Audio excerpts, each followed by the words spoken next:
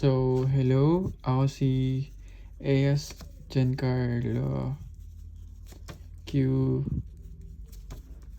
at galing ako sa PSIT 1D. So, today ang didiscuss natin is Fibonacci sequence. Tuturo natin kung ano yung Fibonacci sequence. Magbibigay tayo ng example para ma-explain natin siya na maayos.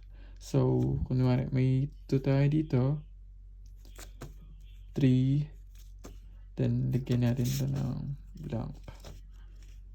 Tapos blank, 13, then blank. So, paano natin i-fill up tong blank? Ang gagawin lang natin is ipagpa-plus lang natin siya. For example, ito. Unahin natin itong unang blank. Paano natin lalagyan ito ng number? So, pa-plus natin itong 2 plus 3. So, magiging 5. And then, 3 plus 5. So, magiging 8 to. 5 plus 8, 13. So, tama. Then, para mahanap itong last, 8 plus 13, which is 21. So, ganyan nag-work yung Fibonacci sequence. Paano naman kapag hanapin natin yung 10 term?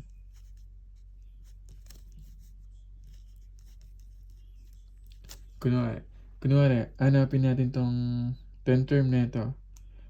Pero, hindi natin siya like bibilangin na parang ganito, like na manual.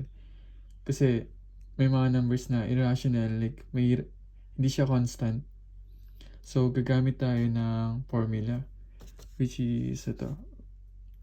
Fn equal P then N minus 1 minus P then N over 5. Ito yung gagamitin nating formula. So, lagyan na rin natin ng golden ratio para hindi na tayo mahirapan. Ang golden ratio ay 1.618034. Okay, so ang gagawin natin, hanapin natin yung 10 term. Yung 10 term na ito. Tatry muna natin ng manual. Pag i-try natin ng manual, ganito mangyayari. Una, 1, 1, 1. 2, 3, then 5, 8, 13, 21. 13 plus 21, 34. 21 plus 34, 55. So, bilangin natin kung ilan na. 1, 2, 3, 4, 5, 6, 7, 8, 9, 10. So, ang 10 turn natin dito ay 55. Ito, 55. Paano naman kapag gagamitin natin itong formula natin? Kasi, mahirap naman talaga kapag bibilangin natin siya ng manual. So, kailangan natin na itong formula. Okay. May calculate tayo dito, pero susulat muna natin yung sa formula para hindi tayo malito. F10 equal P then 10 minus 1 minus P then 10 over 10. Yan. Ito yung gagamitin natin dito sa calculator para ma-check kung tama na yung 10 term natin ay 55. So, gagamitin natin, lalagay natin yung golden ratio, which is yung 1.618034.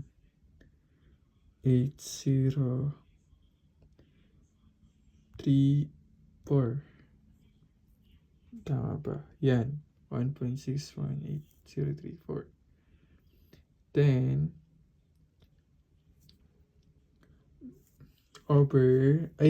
bigay tayo ng, saan na yun? Sorry. Yan. Over 10.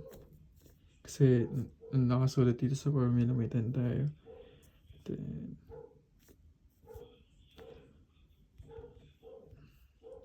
minus natin. Minus 1.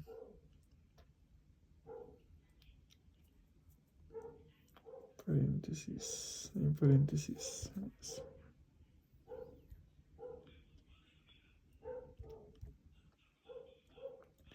Then, lagay ulit natin tong golden ratio. 1.618034.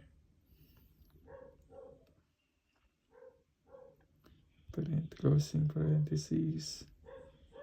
Then